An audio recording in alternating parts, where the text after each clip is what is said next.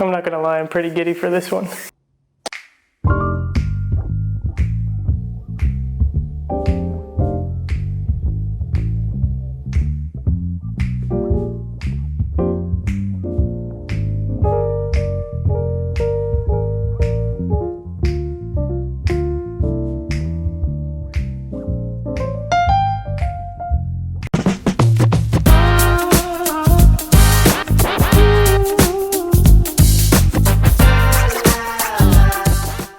Now, some of you may be wondering right off the bat, why are we featuring a Cartier tank on our Rare Bird Alert series? Is this a special iteration?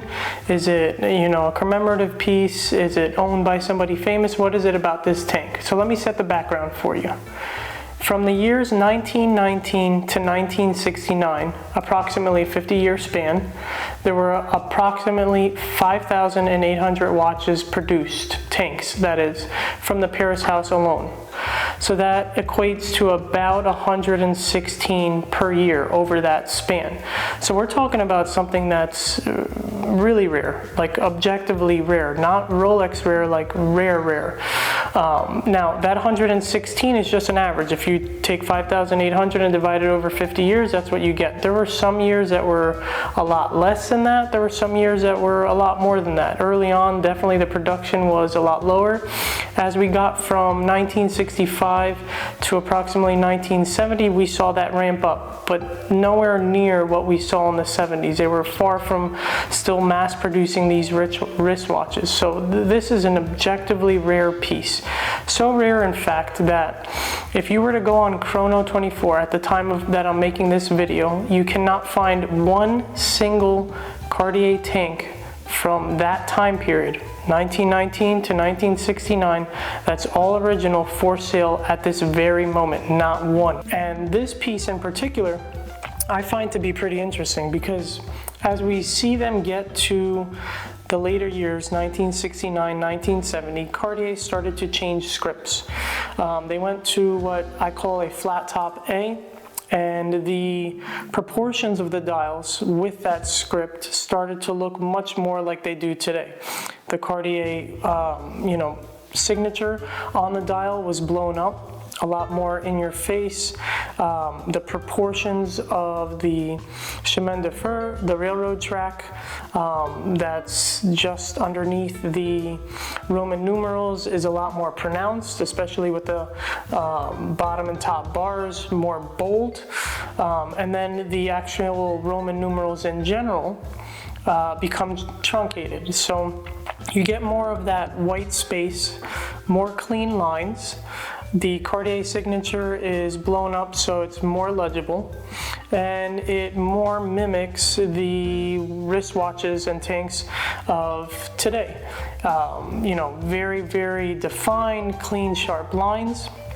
But when we take a look at this example in particular, it is of the signature of old. The Cartier signature is a lot less pronounced. The script has that signature wavy look to it. The chemin de fer, the top and bottom bars are a lot thinner, and those Roman numerals are blown up. So this gives you the old tank vibes that I simply adore. I love to see those Roman numerals just in your face. It gives it a totally different vibe on it, and then when that signature is so minute as you see on these older tanks, it's a lot more vintage, it's a lot more classical, and something that you don't see today. Not to say that the 70s pieces or early 70s or the extra plate that we've covered here before isn't special. Those are, grail pieces in their own, and anybody would be lucky to have them in their collection. Just me and personal, being into older things in general and being that type of nerd, seeing, that older script on what I consider to be a late piece in that golden era of watchmaking for Cartier, it's nice to see. And then these dials, it's beautiful when they've developed this like newspaper-esque patina. The white dial has yellowed with age, giving it that old newspaper vibe, and I think it just fits the design language of the wristwatch in general. You know, I just always feel like this is a watch that an older gentleman would wear when he's dressed up and, you know, going somewhere important. It's so discreet, but certainly you don't have to obviously wear that anymore. I have it on a leather strap that is alligator still, but a lot more diluted. It's not the big scales. This is a personal strap that I had made. One of the first pieces that we got our signature on there, so I decided to make one and have an extra one so that I can wear these pieces until they sell from our shop. But having a strap like that can definitely tone it down a bit, and you know, allows you to wear it a lot more casual. But if you're like me, a lot of what you enjoy about these wristwatches is the way that they make you feel. You know, you don't have to be of a certain monetary class or, you know, show money or anything like that. It's actually the complete opposite. I think that this is one of those watches, if you know type of thing. Nobody would know what it is, or, you know, its monetary value unless you have it on the wrist. But that does bring up a good point.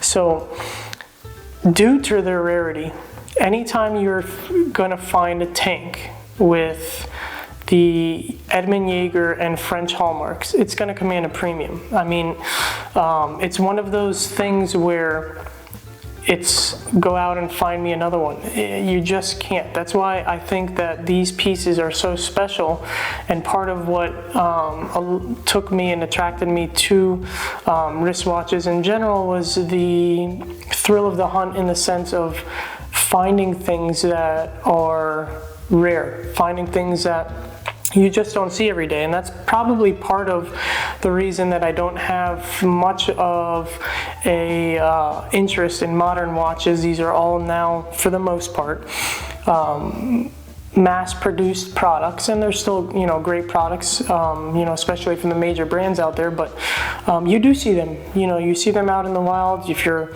blessed enough to go on a trip and you're on an airplane, you know, oftentimes at airports you see a lot of higher end pieces, and it just kind of takes the uniqueness out of it. You know, in a day and age where people are looking for more self-expression, I think that this is the perfect avenue for that. Now, I was lucky enough to find this one with its original deployment clasp and matching hallmarks, and although the dial is wonderfully patinated, in my opinion, there is some damage around the edges, and a mark that you guys can see in the middle.